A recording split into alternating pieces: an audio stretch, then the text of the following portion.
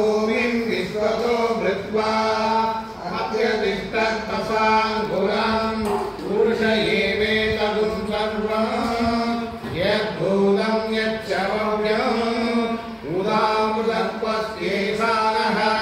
यदन्नेनाधिरोहति एतावानस्य महिमा अधोजायारुष्य पुरुषः कालोऽस्य विश्वाभूतानि कृपातस्यामृतं दिवि कृपापूर्व उदय पुरुषः पादोऽस्तेहाभवात् पुनः ततो विश्वं चक्रावत् साधनासनेन वि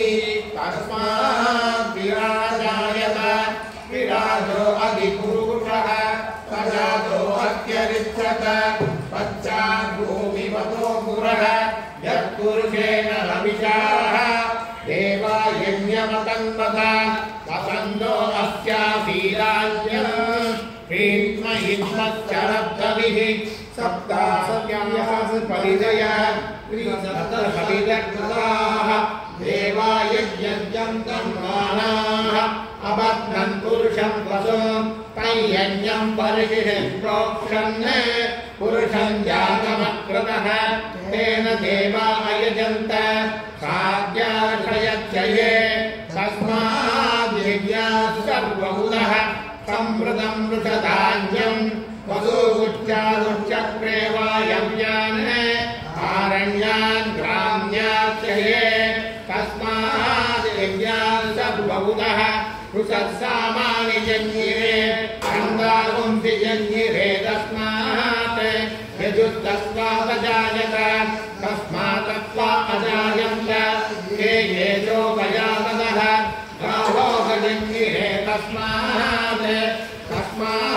जाता अजावयः यत्पुरुषं यतरुः पतिराव्यकल्पयन् मुखं किमस्य तौ बाहुरुपादा उच्येते ब्राह्मणोऽस्य मुखमासीत् बाहुराजन्यकृतः गुरु तदस्य जन्मैषः पद्यागुं शूद्रो अजायत चन्द्रमा मनसो जातः सक्षो सूर्यो अजायत वागिन्द्रश्च प्राणात् वायुर्जायत नाभ्या आसीदन्तरिक्षम् श्रेष्ठोऽद्यौ समवर्तत पद्यां भूमिश्च सर्वोपराहात् तथा लोकागुम् अकल्पयन्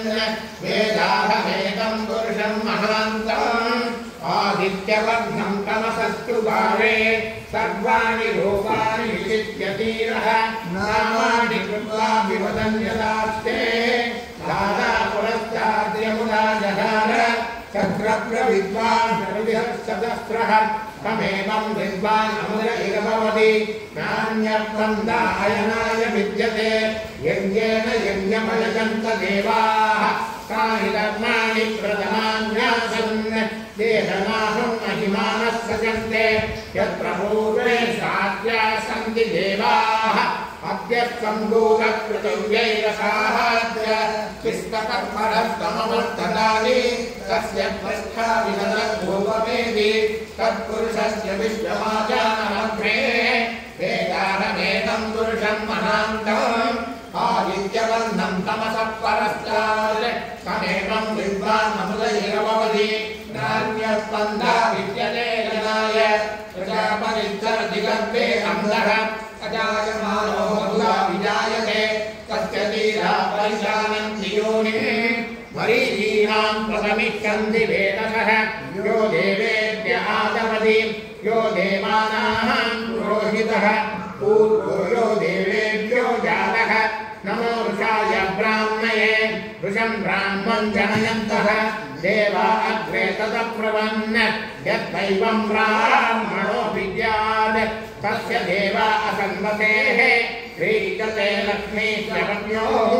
अहोरात्रे पार्श्वे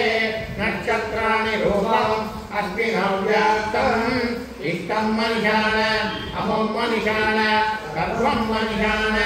सहस्रशीर्षं देवं विश्वाक्षं विश्वशम्भुवं विश्वं नारायणमेवमच्च विश्वमक्षरं परमं प्रभुं विश्वतः परमं नित्यं विश्वं नारायणं हरे विश्वमेवेदं पुरुषस्तत्त्वमुपजीवति स्वयं विश्वस्यात्मेश्वरं शाश्वतं शिवमच्युतं नारायणं महाज्ञेयं विश्वात्मानं परायणं नारायणपरब्रह्मतत्त्वं नारायणपरः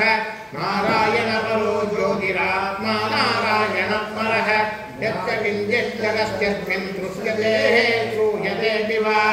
अन्तर्बहिश्च तत्सर्वं व्याप्य नारायणस्थितः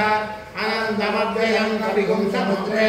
विश्वसम्भवं भक्तमोसप्रतीकासकं हृदयध्यायतोमुखम् अदो विश्याविदस्याञ्जुनाभ्यामुपरि तिष्ठति हृदयं सत्सिजानीयां विश्वस्यायं नमस्ते सन्ततं शिराविकृतं सत्यागोपसन्निभं कस्यान्ते सुशिरगं सोत्वं तस्मिन्नं कर्मं प्रतिष्ठितं तस्य मध्ये महालक्ष्मीर्विश्वासिर्विश्वतो मुखः स्वोग्रभग्निवशं चित्रन्नाहारमचरक्रविः सन्दापयति तं देहमापादतलमस्तकं तस्य मध्ये वह्निशिखा अनियोद्वा विवर्तितः नीलतो यतमद्युल्ला विद्युल्लेखे वमास्वर नीवालशूकवत्सन्नि पीतापास्यान्तनोपमा तस्याः त्रिरायामध्ये परमात्मा विवर्तितः सब्रह्मा सतिभक्तेन्द्रक्षोक्षरपरमक्षराज कृतं सत्यं ब्रह्मपुरुषं कृष्णपिङ्गळम् ऊर्ध्वरेकं विलोकाख्यं विश्वरूपाय वै नमः ॐ नारायणाय विद्महे वासुदेवाय धीमहि तन्नो विष्णुः प्रचोदयात् ॐ नारायणाय विद्महे वासुदेवाय धीमहि तन्नो विष्णुः प्रचोदयात् विष्णोऽन्नवं वीर्याणि प्रमोचय्य पार्थिवानि विमने रजागं प्रियो अस्कपाय दुःखरकं सततं निजप्रमाणश्रेयोरुकायो विष्णुरदानमति विष्णो शब्दरेतो विष्णो शूरवति विष्णो शिवमति वै ममति विष्णवे त्वा तदस्य श्रीमगादो अस्यां नरो यत्ते वजयो वदन्ति उरुक्रमस्य श्रीमन्दुरिता विष्णो पदे पदे मत्तुत्सः प्रदद्विष्णुं तपते बीजाय मृगोणपीनं कुशभोगिशिष्टाः यस्यो ऋषु विक्रमनेषु अधिक्षिप्रयन्ति भुवनानि विश्वाः परो मात्रया तनुवावदान तदेव जित्वा मन्वश्नुवन्ति उपेते मत्वसतीव्रतव्या विष्णो देवत्वं रमस्य वित्ते विचक्रमे पृथिवी वेशयेषां क्षेत्राय विष्णुं वासो अस्य गीरयो जनासः उरुक्षजगं सुशनिमाचकार हृदेव पृथिवी वेशयेषां विचक्रमे सरस्वं मयित्वा प्रविष्णुरस्तु तपसस्तवीर्यान् विवेष्टक्यस्य तत्तत्तदेवा अवन्तनो यतो विष्णुर्विचक्रमे प्रगव्या सप्ततामपिः इदं विष्णुर्विचक्रमे त्रेधानिदधे पदं समूढमस्य भागुं सुरे प्रीतिव्रता विचक्रमे विष्णुर्भोवा अदाह्यः ततो धर्माणि कारयन् विष्णो कर्माणि पश्यतयतो वृतानि पस्पते इन्द्रस्य युज्यत्सखा तद्विष्णो परमं पदकं सदा पश्यन्ति सूरयः दिवीवः सुधादतं तद्विप्रासो विवन्यो जागृवापुं ससमिन्द्रते विष्णो यत्परमं पदं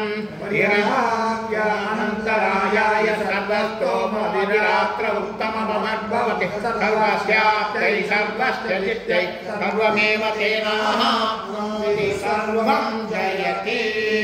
हिरण्यवर्णाम् हरिणीं स्वर्णरजतस्रजां चन्द्रां हिरण्मयीं लक्ष्मीं जातवेदो महावग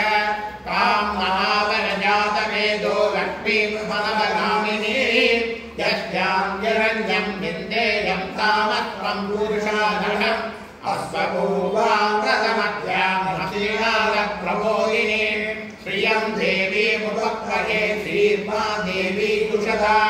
तां सोऽस्मितां हिरण्यप्राकारामाभ्रां ज्वलन्तीं कृतां तर्पयन्तीं पद्मे स्थितां पद्मपद्मां त्वामिवो पक्वये श्रियं चन्द्रां प्रभासां यशसा ज्वलन्तीं श्रियं लोके देवदृष्टावतारां तां भक्तिनीभिः शरणमहं प्रपद्ये अलग्ने